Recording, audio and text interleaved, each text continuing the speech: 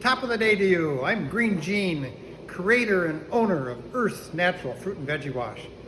This little guy right here in the bottle. Welcome to my classroom.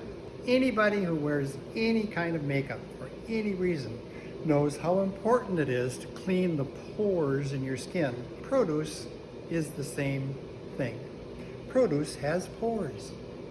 And to effectively clean it, you have to be able to just kind of soak into those pores a little bit, a lot like good cleanser for your skin, and get the bad stuff that's on that fruits and vegetables and get it off the pores.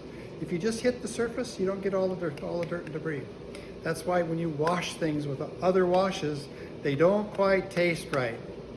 When you wash produce with my wash, it always tastes really good because we've gotten into the pores to clean out the dirt, and then we rinse it away. Simple as that.